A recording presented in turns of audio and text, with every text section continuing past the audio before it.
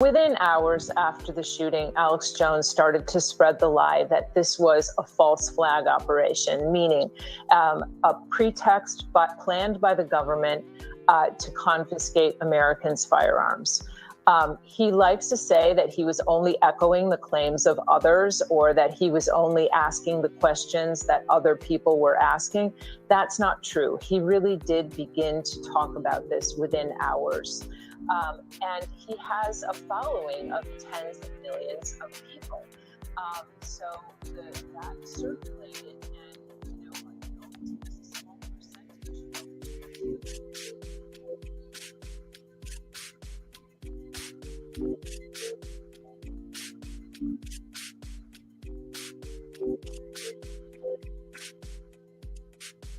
I'm McFarlane. Go ahead, station. Go ahead, KFAI. Usually we have the top of the hour announcements, but you're listening to KFAI 90.3 FM in Minneapolis and St. Paul. Thank you for being here. I'm Al McFarlane. This is The Conversation with Al McFarlane. Today is Tuesday, August 9th, and we're pleased to have a program that is rich, important, timely. I want to welcome into the studio today, virtually, the mayor of Minneapolis, Jacob FREY, and the newly appointed commissioner of Public Safety, Dr. CEDRIC Alexander. Thank you both for being here. Good afternoon. Let me acknowledge my co-host, Brenda Lyle-Gray, our writer reporter who joins this call every day with me. But Mayor, let me go straight to you and tell you, number one, congratulations on your choice, your pick, and to Commissioner CEDRIC Alexander, welcome to Minneapolis. Thank you. Mr. Mayor, talk about what you did Monday in getting the Commissioner of Community Safety sworn in. Well, thank you so much for having us here, Al and Brenda. This is momentous for our city because we are setting up a new Office of Community Safety that is, for the first time ever, integrating the response between Minneapolis Police, Fire, 911, emergency management, and violence prevention, all under one roof. And we knew that we needed a top caliber person that was able to manage all of those different entities at the same time. We found that individual in now Commissioner CEDRIC Alexander. And so he got sworn in just yesterday. And I'll tell you, he hit the ground running. He was running even before his swearing in took place. He's meeting community members. He's out and about. He's now gaining a deep understanding, which I'm sure he can tell you about what is presently happening in these respective departments and where we need to go from here. This is a really important step. Will CEDRIC Alexander be able to just solve all of the issues that we have all at once? The answer is no. He's not superhuman, but he is an exceptional leader. He's the best possible person for this job, and I'm 100% behind him. CEDRIC Alexander, Dr. Alexander, thank you for being here. Congratulations on your appointment. And from what I can read, you are uniquely qualified in running a variety of departments. You've done this before. This is not your first time at bat with this particular specific assignment. First of all, talk about yourself, your background, and why you chose to take this challenge on. Well, first of all, thank you for having me on the show. And I certainly, again, would like to thank the mayor for giving me the opportunity to be here, to become part of this community, and to help him reach his desired goals in terms of public safety in this community, which he's wholly committed to. And if I think there was any one thing that made me commit myself to this, was the fact of his own energy and his own love and his own concern for this community, and Minneapolis is a wonderful community. I've been in and out of here several times over the years for one thing or another. But to have an opportunity to work closely with the mayor and under his direction to bring these particularly 5 public safety platforms together to become a force of one, if you will, to help us in keeping this community safe is hugely important today. With dwindling resources and challenges we all have around recruitment, uptick in crime across our country and cities just like Minneapolis across the country. this becomes for us an opportunity to take the resources we do have and begin to think about new and innovative ways in which we can work with what we do have. And we have some incredible people who are part of city government. And I just continue to look forward as I get to know the leadership of each one of these platforms and coming up with new ways in which we can help keep this community safe. This is a real opportunity for Minneapolis to come together, a community as a whole, and take part in this this whole thing. Because I'm gonna tell you, y'all got a beautiful community here.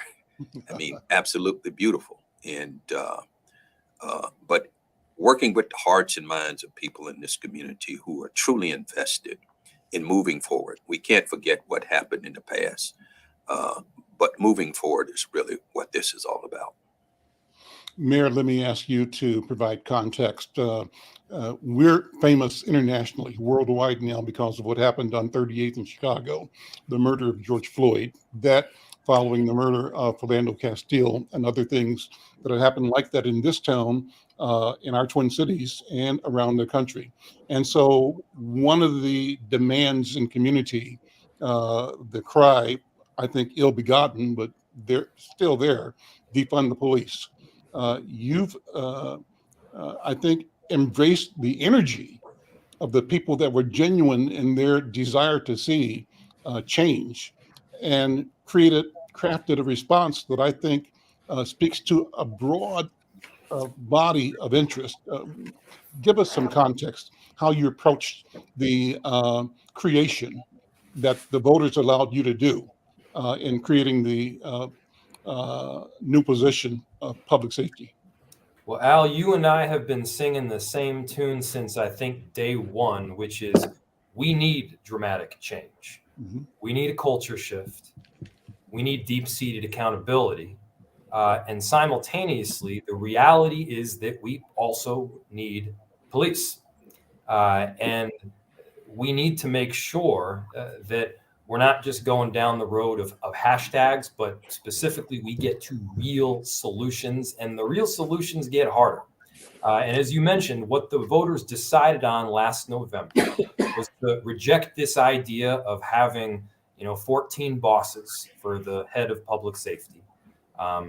They certainly have been rejecting this notion of defunding the police. But I think everybody embraces the truth, which is that we need change. And so that the other piece they voted for was a clear executive system and the mayor, a strong mayor system, a legislative council. That is what we're moving to implement right now.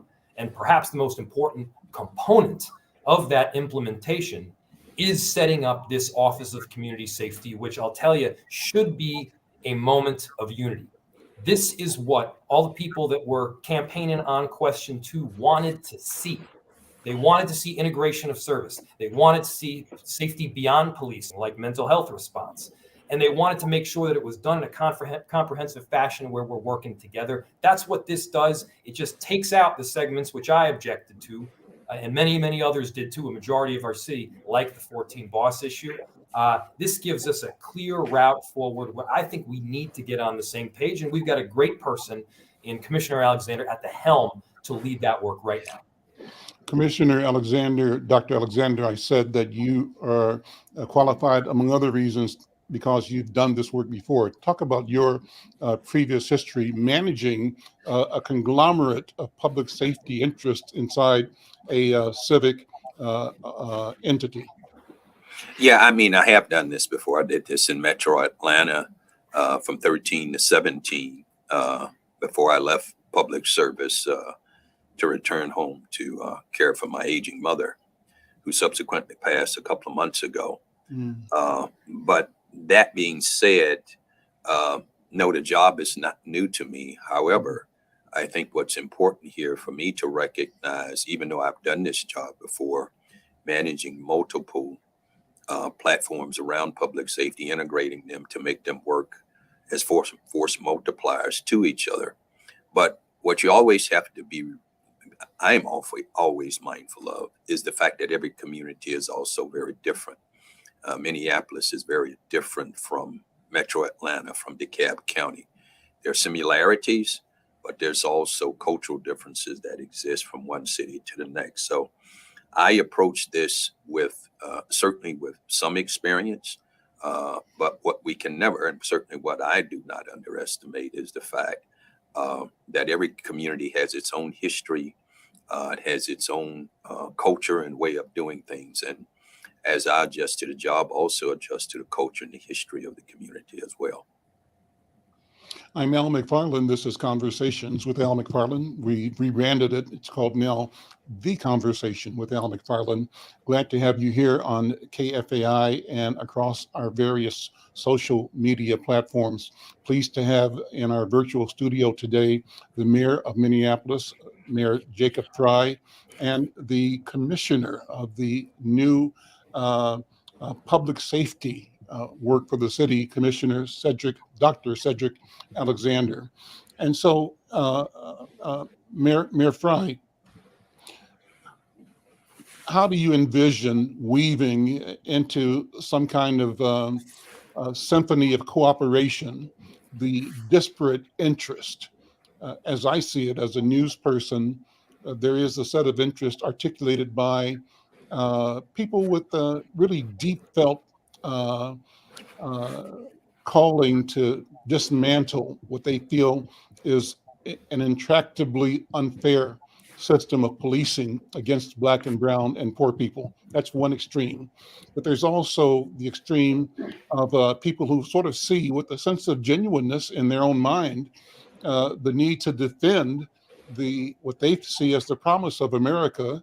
And that's kind of a middle-class suburban, urban-suburban stability where everything seems to work. And if you're not working, it's kind of your fault and not society's fault. I believe the truth has to be somewhere in the middle, and your mission has to be to bring all of those people together with a common vision. How do you see that happening? And maybe I'm characterizing it the wrong way. What do you think, Mayor FREY? The way I see it, Al, is that there are multiple truths that we have to be able to hold in our hearts at the same time. And one of my frustrations, especially over the last few years, is that people can't both see that we need to see massive change in our police department. We do need a culture shift. We do have accountability issues. And simultaneously, we have officers in our department that wear the badge they do, that wear the uniform they do because they want to make the city a better place. And that we need their assistance on a day-to-day basis in responding to some of the most difficult circumstances that people will ever face in life. Both of those things are true. And you don't need to just pick a camp or pick a side because these pieces are intrinsically linked. They're not mutually exclusive at all. Now, to get there, again, it's not simplistic. There's no magic wand fix. And one of the things that I've realized over the last couple of years is that, first off, some of the best ideas that I've had are not my ideas at all. Second, while obviously I do have quite a bit of experience being the mayor of a major city, and I would argue probably more experience handling difficult situations than almost any mayor in the country, I don't have the level of experience, nor should I, that Commissioner Alexander does. And so you get the right seats. You get the most talented people to do the work, for instance, around safety, and you believe in them, and you trust in them, and you work alongside of them. That's what I intend to do with our newly seated commissioner here, recognizing that, again, it's going to take the best possible individuals, and I'm thankful that we got them. Commissioner, you were quoted in I think, CCO article saying that separation around issues, around who's on first and who's on second, has to come to a screeching halt. What do you mean by that? What I mean by that, in order to have good public safety in any community, and let's speak specifically to this one, is that police and community must come together for the ultimate protection that we all seek. Police has its limitations in terms of what their capabilities are in any city in America. And communities have their limitations as well. But if we join forces, if we clearly understand the importance of public safety and what it means to our general welfare, what it means to our community at large, how it impacts our economy, our schools, and everything else that are socially important to us, when we come to recognize that, those are the kind of things that really allows us to feel we're in a community that is truly safe, not just safe against crime, but the way that we are able to walk on our streets and walk through our neighborhoods and share time with our loved ones in public places and not give a second thought, be overly concerned that something bad is going to happen. And we got to overcome some of those fears. And the way that we do that, when we're able to embrace the whole idea of public safety, is that community and police walk together in this. And understanding the history, and certainly I understand it as much as anyone else, is how we got here. And we got to this place long before now. But understanding the history of policing in this country from the inception of policing and to where we are now, yes, we have made significant gains, but we also know there's a lot more work to be done. And I think what's very dynamic about this community, in spite of the challenge that followed May 25th of 2020, what we have in front of us, all the opportunities for business, for culture, for a variety of different neighborhoods, and the beauty of this community all together, really to figure out how do we make a community safe for everyone?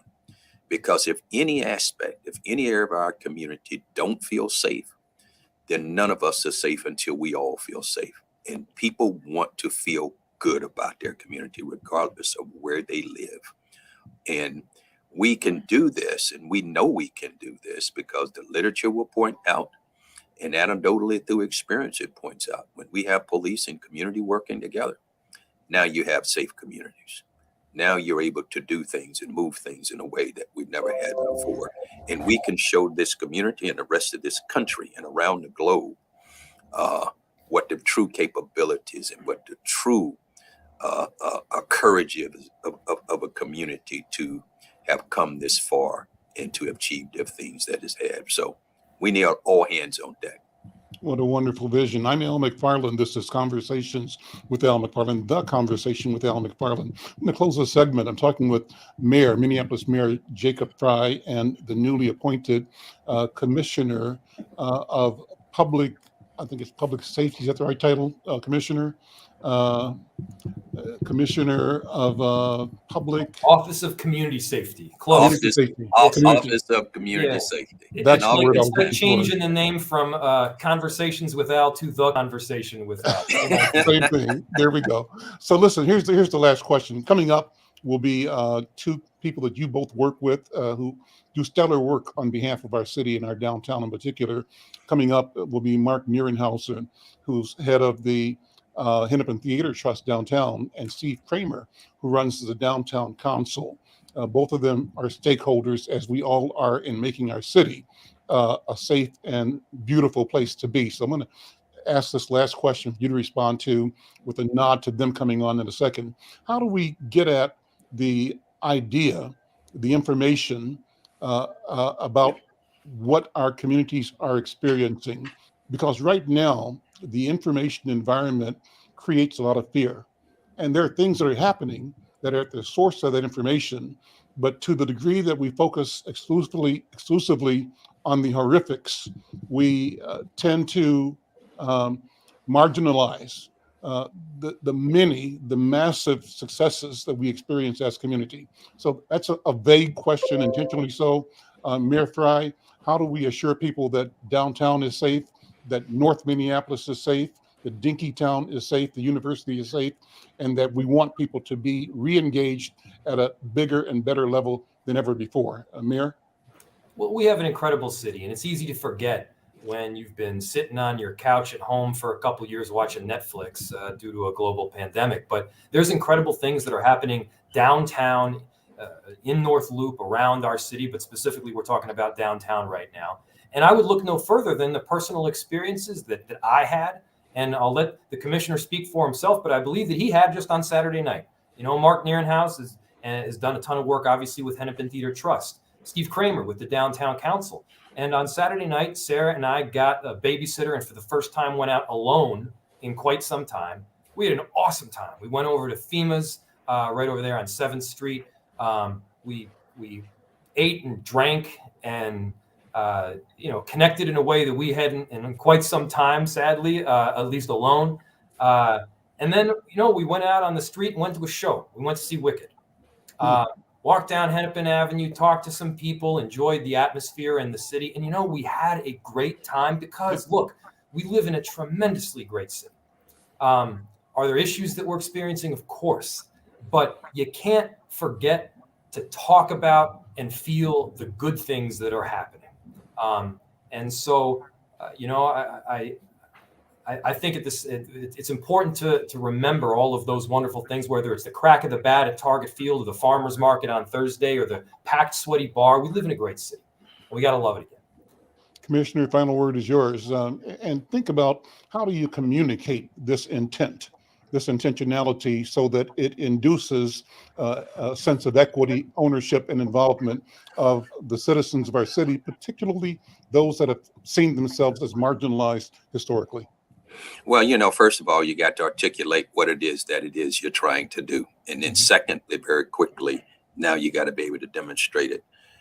As early as tomorrow, quite frankly, me and Mr. CRAMER are meeting here at my office here in City Hall. And our discussion is going to be about much of just what you heard the mayor talk about. And that is that, what is it that we can do here in my office to partner with downtown, the same way we're going to partner with the north side and the south side of this community.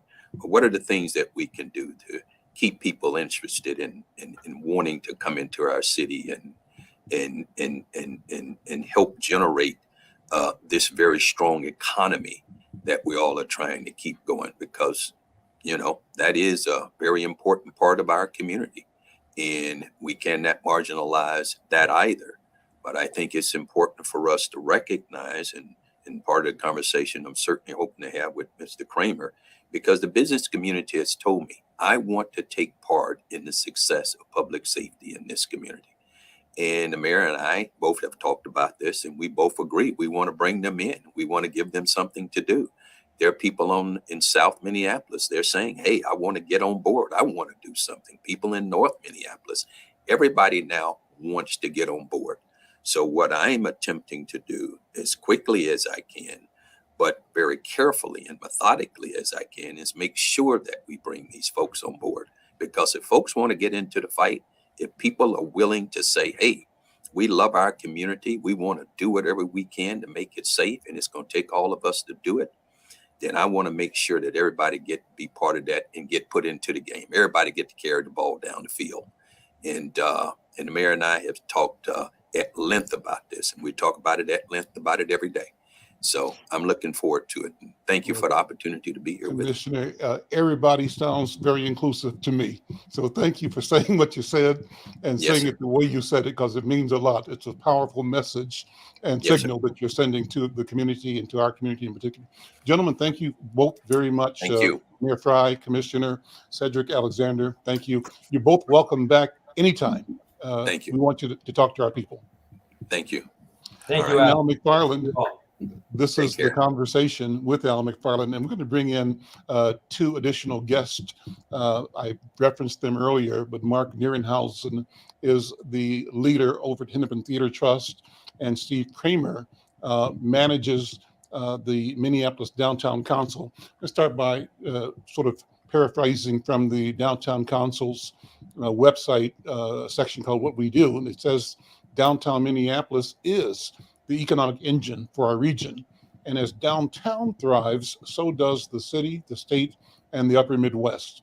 The Post says the Minneapolis Downtown Council is focused on looking toward the future and ensuring Minneapolis's downtown continues to be a strong pillar for the region now and in the future. We work with our members and partners to provide results that help downtown thrive. We collaborate as many hands make for an easier lift, and we strive in an inclusive community within all 5 of our downtown neighborhoods. That's a wonderful vision, Steve CRAMER.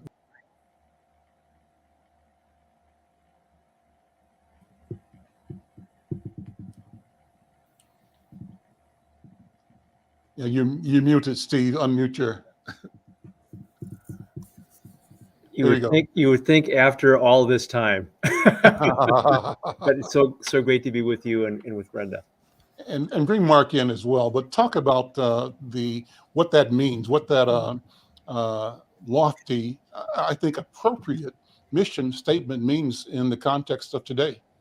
Well, thanks for reading that, by the way. And I would just build on what the mayor and Dr. Alexander were saying, and I know Mark feels exactly the same way. We really do have an extraordinary downtown.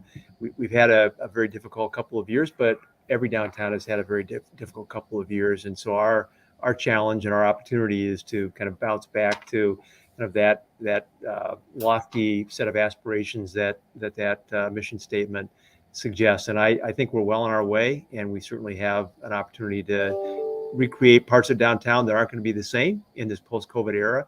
But every opportunity is one to kind of build and make things better. So that's where we're heading, and couldn't think of a better partner to do it with than Mark Nurenhausen at the Hennepin Theater Trust. Thank you. Well, Mark, good to see you, my friend. I heard you were traveling, so thanks for taking time to jump in with us today, so people can know, the vision of the Hennepin Theater Trust is to, as your website says, advance the cultural and economic vitality of Minnesota through leadership of a dynamic arts district that's anchored by and defined by a major performing arts center that you certainly are. But I'll let you use your words to describe what your mission is to support that vision. Well, first of all, I appreciate the opportunity to be on here and echo what everyone has said to date. We're honored to be able to be part of a larger solution. I think, as Commissioner Alexander said, that we can't worry about who's on first. We have to understand that everyone gets a chance to carry the ball downfield. And I think our mission statement reflects that. You'll note that it doesn't just say our mission is to present the arts. Our mission is to present the arts in a way that benefits the citizens of the state and specifically enhances the economic well-being also. So that directly connects us with the work of the Downtown Council, the work and the vision of Mayor FREY and the commissioner, that we understand we are not simply the beneficiary of safety initiatives, but we have a responsibility, an obligation, and an opportunity to play an active role in the solution of that, because we understand the economic impact that we have when we bring almost 600,000 people a year downtown. And as you heard the mayor say, it's not just going to the show. It's about going out for dinner beforehand. It's about creating an image of the downtown. It's about projecting an image of this city to the rest of the world. And so we understand that it's not just about what other people do for us, but what we can do to earn our place as part of this great community and to make this truly a great community. Ask you both to reflect over the past 2 years. After George Floyd and the onset of COVID-19, our downtown, like many across the nation, was, in my view, these are my words, like a ghost town. I drove through, things were boarded up, there was nobody around, the streets were empty, and it was desolate. What I see now is vastly different, people coming back, and the presence of people downtown is both encouraging and heartwarming. But I also am conscious of an undercurrent, an undertow, a sense of tentativeness, because there is a concurrent uptick in personal violence. At least there's the perception of that. And the statement I made, or the question I asked of both the commissioner and the mayor, I'm asking of you, what is the information strategy to keep the overall city, all the residents, all the businesses, all of us away from a position of shrinking because we perceive that there's something to be fearful of all the time? and therefore in a posture of non-engagement. Mark, what do you think? And then Steve, what do you think? Actually, I'm going to defer to Steve first because the Downtown Council's done a really great work in leading the efforts of all of us who are part of the downtown to help understand how we communicate these things. So, Steve, if you want to go first, then I'll tag along Yeah. after. Great. Not to usurp your role, Al. I'm sorry. That's how we do it. That's fine. Great. Yeah. Well, first, Al, I will affirm your point. I've been downtown for this entire 2+ years, and it's been a journey, but certainly we're on the right track. We see about 55% of office workers back at some point during the week. That's 5 times what it was when we started measuring that metric in early 21. Shows like Wicked are selling out. That sports teams are doing well. The event economy is really fueling downtown. Conventions are back. That helps the hotels. So the different streams that feed the downtown economy are all coming back at different paces, but they're all coming back. And so that's really a positive thing to see after these last couple of years. But you're also absolutely right that kind of what hangs over all of that, and the one thing we always have to deal with is the both the reality and the perception of safety. And I say it that way intentionally because it doesn't help to deny that there's a reality to public safety issues in downtown. There always has been, Right. always will be, and it's true every downtown in the country and in the world. But what's happened is this outsized perception of that reality has grown up. And I think we do have to combat that, both in words by being realistic about what is happening, and being factual about what's happening, and trying to knock down some of the wild perceptions and rumors that occur, but also by continuously inviting people back downtown to have their own experience. And that's where Wicked and the work that Mark and the Trust does, not only in presenting shows, but also the broader mission of the Trust really comes in so as such a valuable asset for downtown. When people come back for a show, for a game, come back to the office for the first time, come to their favorite restaurant, if they can get a reservation, and that's not easy these days, and have a different experience than perhaps they expected because of that outsized perception, that begins to kind of restore confidence and build confidence. And that's hard work, and it's one person at a time, one family at a time, one event at a time. But I think in the end, that's what's going to really help kind of get our downtown back on track. And again, the work that the Trust does is just fundamentally important in that area. Steve, you've been invested in the progress of our city for decades. Take a minute to step back through your career in public service to give us a sense of the depth of both your knowledge and commitment to our city. That's kind of you, Al. Thank you. And I'm anxious to hear Mark's thoughts on this too. But I was a council member, a long time ago. I called it the olden days in the 80s and 90s. And then I had an opportunity to be the city's development director for a few years when Sharon Sells Belton was the mayor. Also ran an organization called Project for Pride in Living for many years that does affordable housing and job training. I've chaired the ballpark authority when Target Field was built.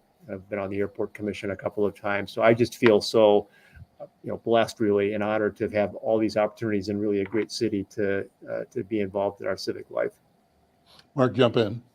Yeah, I just want to concur with what Steve said earlier, that, and as you said, Al, there was this, when we come through the experience that we did, where, as you pointed out quite accurately, downtown felt like a ghost town. I remember going in the office and, like you said, things were boarded up. There was no traffic on the streets. And as Steve said, one, we do have to be aware of the reality and the perception. We do have to have coordinated messaging and coordinated conversations about this. And this is where the leadership of Downtown Council has come in, that it allows us to have these conversations among different organizations and make sure that we're sending out the same message. But at the end of the day, it also means walking the walk. You've got to walk the walk. And as Steve said, it happens one person at a time. We can send emails to our entire email list of 350,000 people every week, telling them that downtown is a great place, that things are coming back, but there's no substitute for when they actually do come back and experience a show like Wicked. When people come in from St. Cloud to visit their families and go downtown to a show. And when they start experiencing the reality and realize that downtown is still an attractive place to be. And the thing we have to remember too is that cities are more than just real estates and businesses. They're places where people come together. And that necessity of bringing together people from all walks of life in a central location is really important to our identity. And it's really important for us to know each other so that we can overcome the issues that we face. So it's the people that work downtown, it's the people that live downtown, it's the people coming in from the suburbs for the shows. And it's that sense of seeing who we are as a community. And one of the things that Hennepin Theater Trust is trying to do, besides doing the big events, is we're trying to communicate that sense of identity. And these are some of the things that might not get the attention that a Wicked gets, but are also very important. So we've opened the fourth season of It's the People. And so when you go downtown, you see these massive billboard-sized portraits. And these are portraits of who we are in this community. These are the residents and the people that make up the community. All the different faces, all the different walks of life represented for us to see and to reflect back to us who we are. We do a project called 5 to 10 on Hennepin. And it's doesn't get the attention maybe that Broadway gets, but we're working with kids from Culture Club and other organizations, youth empowerment, youth training programs. We have funding from Ameriprise and the Office of Violence Prevention, because again, we're trying to walk the walk and make sure that we can bring the entire community together in the downtown. So whether it's for a major event, whether it's for a smaller scale event like 5 to 10, whether it's just showing people who we are through portraits like It's the People, those are all things that cumulatively start having an effect, and they make us realize that far from being a ghost town, this is a city with life, with soul, and with a strong future ahead of it. I'm Al McFarlane. This is The Conversation with Al McFarlane. I'm talking with Steve CRAMER, who heads the Minneapolis Downtown Council, and Mark Nierenhausen, who leads the Hennepin Theater Trust, both committed advocates, leaders in our community and our cultural, social, political, economic vitality. Mark, you've been doing this work for a while too. I remember our first conversation, you described the experiences you've had and the challenges that you've addressed in watching and being part of the evolution of the culture, that we've come through an arena, an age of one cultural sensibility that, in a sense, by necessity, the change of demographics and the march of time has dissipated somewhat at the emergence of new voices, new visions, new narratives. Tell us about your background, what you brought to Hennepin Theater Trust, and what you see as the ongoing and immutable changing quality of community. I like your reference to community, because that's the heart of it. It's easy when we look at the arts to get focused on the performance and what goes on the stage.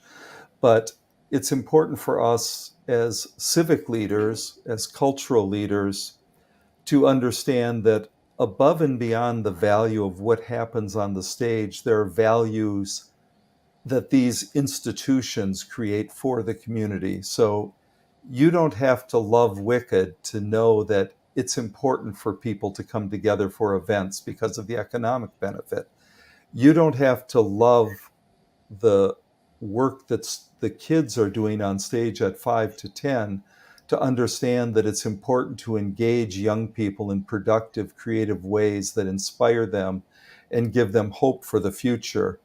And you don't have to be an art critic, a visual art critic, to appreciate that having portraits of the people of the community in 30-foot high banners in the middle of our downtown makes a statement. And so for me, that's the important thing. And that's been the definition of my career. I've had the great good fortune to work in a number of major cities, Dallas, Fort Lauderdale, Nashville, and here.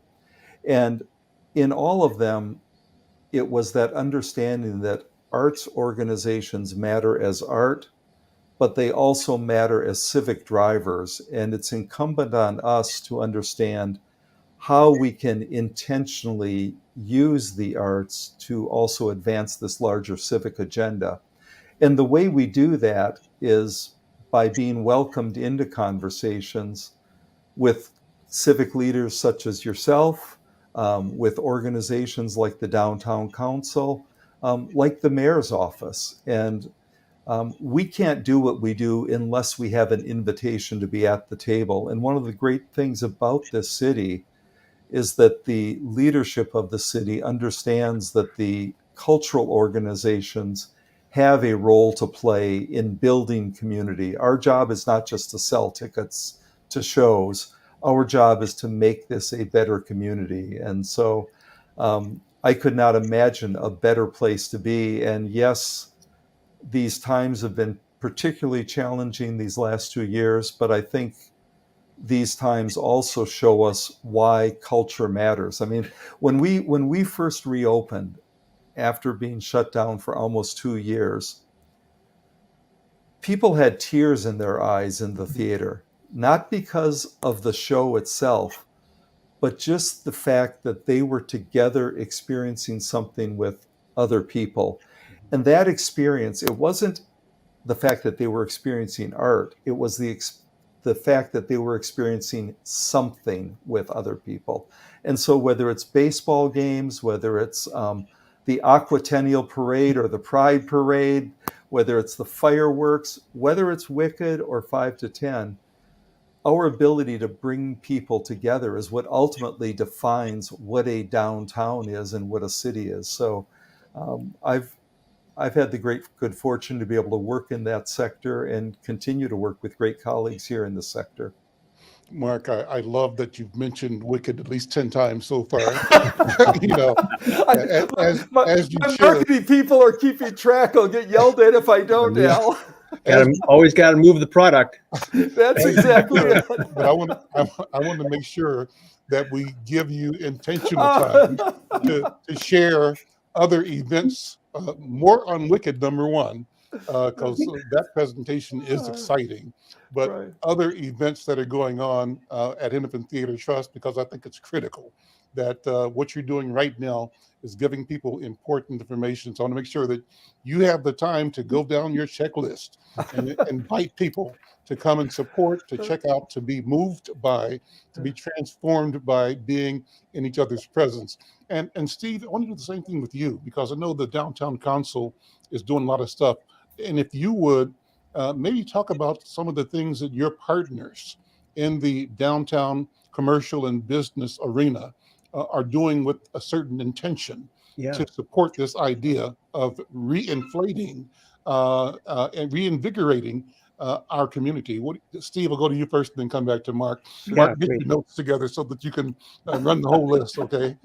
Well, Al, the first thing that comes to mind is actually something we have done for the last couple of years with Hennepin Theater Trust, which is a chalk art festival that will be this weekend in downtown, both on Nicollet and Hennepin. And there's just some amazing chalk artists that will put displays on the sidewalk that just will be mind-blowing. So hopefully we'll get some folks down to see that. But, you know, in addition to that, all of obviously the sports teams, the theaters, the Minnesota Orchestra has done a number of outdoor events in the renovated PV Plaza, which have just been delightful. All of that, as I said earlier, all of the programming and the events are really drawing people into downtown. There'll be more than 5 million tickets sold collectively across all of those venues in this year, and that's really pretty amazing. And then our major employers are all working in their own way with their workforce, with their workers to kind of bring them back to the office under flexible work policies. And we know that that's the reality, and it may be for some time. I don't know if it will be long-term durable, but for the immediate future, certainly the idea that folks are going to come into the office a little less regularly than they did before is a reality. So that's something that we'll have to adjust to in terms of the workday economy. There'll just be fewer people here on a daily basis, and the midday weeks will be the most busy days for sure. So that's something we'll take into account. But overall, I think there's a good spirit downtown. People are really enjoying seeing life come back to downtown Minneapolis, and I think that momentum is going to continue. I saw something in a press release a few days ago about sort of innovative engagement of small businesses at the retail level. I'm presuming that means you're doing things to really make it easy or easier for startups to get a foothold downtown. Talk about that. So that's a great example of what might be viewed as a challenge, which also can then be flipped over and be seen as an opportunity. The challenge is that some of our retail spaces at the Skyway and the street level are vacant right now, and the prospects perhaps for kind of filling those with traditional retail leases is not as great as it was in the pre-COVID era.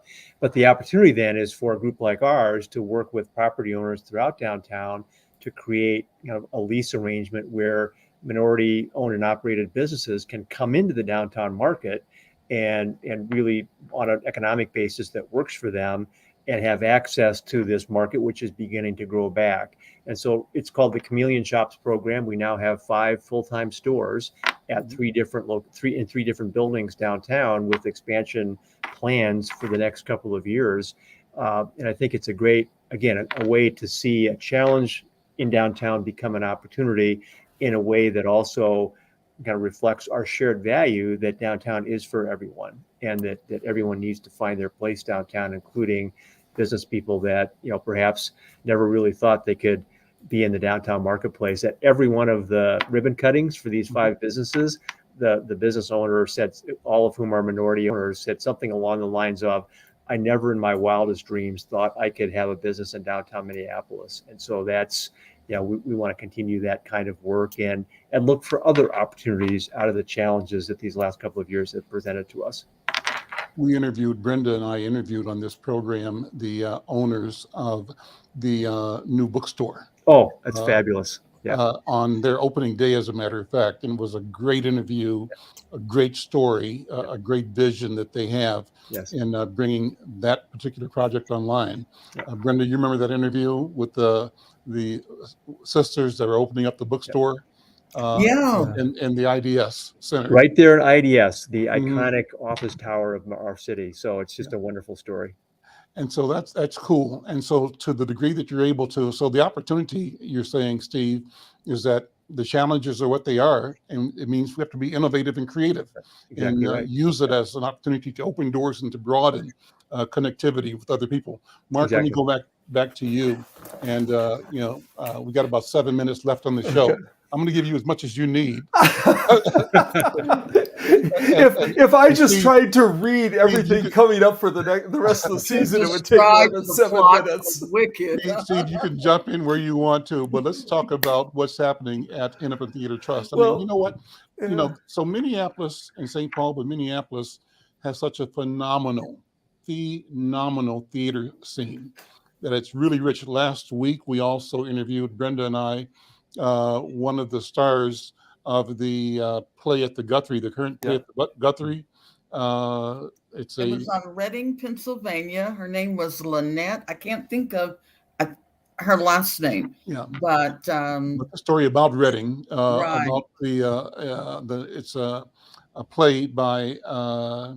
I'm showing my age now, and I don't have my notes in front of me. But the playwright is a 2-time Pulitzer winning playwright, and this play is one of 2 that a Pulitzer Prize was won for, and that's going on right now at the Guthrie. Sweat, and we talked to one of the stars of that play. So a lot of good stuff between the Guthrie, the Walker Art Center, Hennepin Theater Trust, and many other venues. Great stuff is happening in our town. So, Mark, what stands out to you, and what do you want to make sure people don't miss? Well, you and Steve both hit it. I think when you talk about this being an amazing cultural center. We are known nationally. I mean, I've got the great good fortune of meeting with colleagues around the country and around the world, and it always amazes me that when I meet people, their reaction is, "Oh my gosh, Minneapolis, I can't wait to visit there." And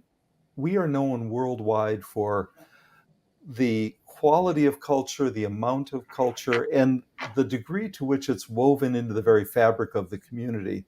And Steve's comments about smaller retail coming into the downtown, I want to focus on that a little bit, because that's part of what Hennepin Theater Trust, when we run down the list, and the easiest way to keep me from talking for just 20 minutes is just go to hennepintheatertrust.org and you'll see all that we have. But what's really striking is when you go to that website, it kind of says who we are right away. I mean, it has Wicked, I'll say that word once again, but it also has Brave New Workshop talking about their productions. And that's a theater company that was developed here that influenced American theater. The development of Saturday Night Live is directly linked to that show. And the idea that we can talk about what we do and have fun with doing it and also be thoughtful. You'll also notice there's a show, Welcome to Indian Country, where we're doing that in partnership with the CEDR, because part of our job isn't just to do the big national tours that everyone knows about, but how can we bring the equivalent of those small businesses into the middle of downtown.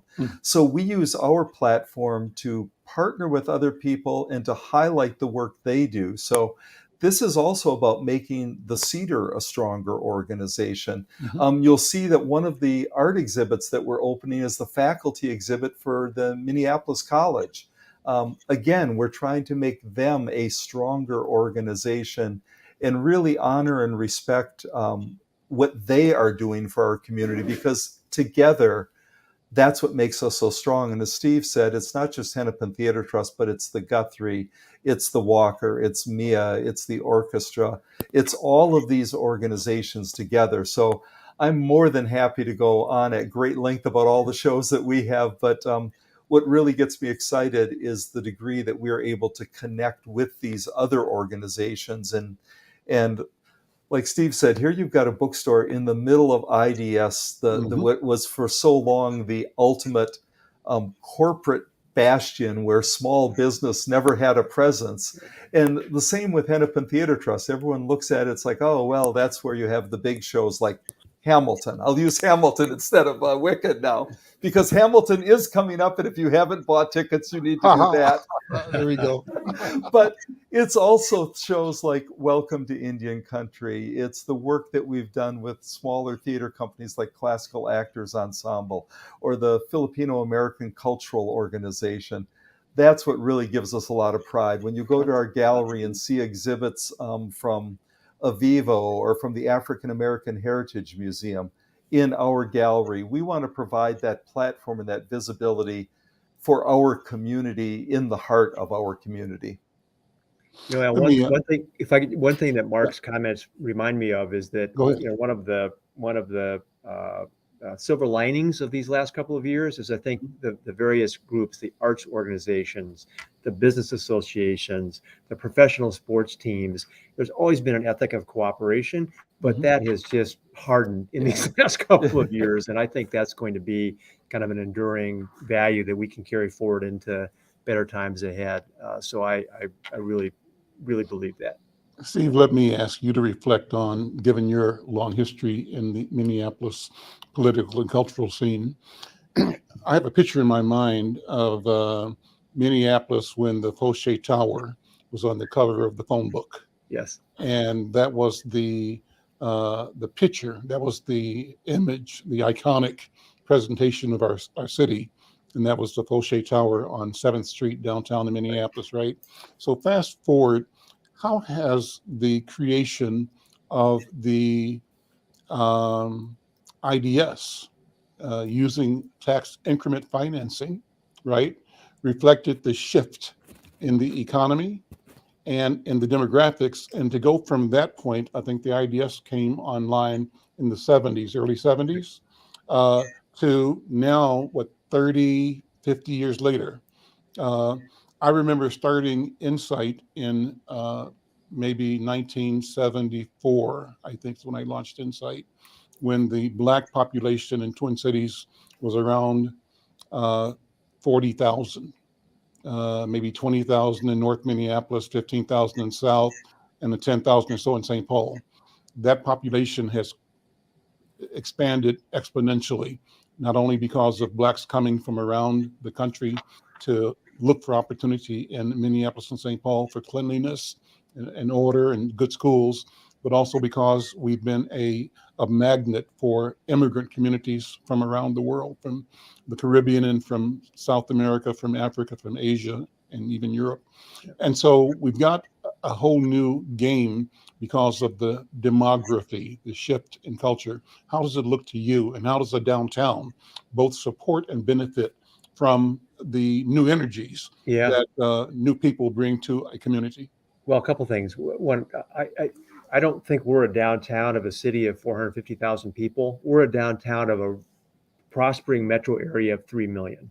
Mm-hmm. And so our downtown kind of punches above its weight in terms of its relative size to our city population, because we are the center of this thriving region that is becoming more and more diverse, which is always kind of a source of strength and new energy. So that's the key thing. I mean, my goodness, we have 5 Fortune 500 companies, 7 Fortune 1000 companies in our downtown. That's a pretty extraordinary kind of representation of major employers. But more importantly, we have a very diverse economic base with kind of entertainment, office, professional services, a growing residential population. In our broader downtown area, there are 55,000 people who kind of live in downtown or very proximate to downtown, with more on the way, given the pipeline of projects that we can see that are coming out of the ground or that have been financed. So it's a very different downtown than when I moved here to go to the University of Minnesota 40 plus years ago. And I just, again, as we come out of this last couple of years, I just see positive growth and momentum ahead of us. So the question, this is short answers from both of you guys. From my observation as a journalist, as a reporter, when crises occur, our cities rally and try to identify and eliminate the problem, but never address structural conditions that give birth to problems or to keep certain elements of our community at the margin. I think the George Floyd incident, impacted by COVID-19, genuinely is an event that demands and that will result in substantive, transformational experiences for our markets. What does that mean to you against an Al McFarlane saying that too often in the past, we have this practice of short-term institutional memory, and that we highlight a problem, throw some energy at it, and then we go back to business as usual. I don't think business as usual is possible this point going forward. I could be wrong. What do you think, Mark Nierenhauser? What do you think, Steve Kramer? And we got about 1 minute altogether to give you a quick snap reaction. Business as usual is not possible, and that's why I think, certainly with Hennepin Theater Trust, we're constantly reevaluating and reimagining what the role of the trust is, how we use this valuable asset for the benefit of the community. Steve, last word is yours. Yeah, we're Al, for all the reasons you stated, we're about to enter into our next planning process to try to envision the next decade for downtown, and I think it'll be very much animated by the importance of inclusion, the importance of fighting the status quo, and just, again, identifying those opportunities out of the challenges that we now face. Listen, thank you both for being here. Let me say that you're both welcome back as often as you can. I want to hear more about Wicked and more about the wonderful presentations at Hennepin Theater Trust and other partners downtown. Listen, I'm Al McFarlane. This is The Conversation. We'll see you next time. Take care. Bye-bye.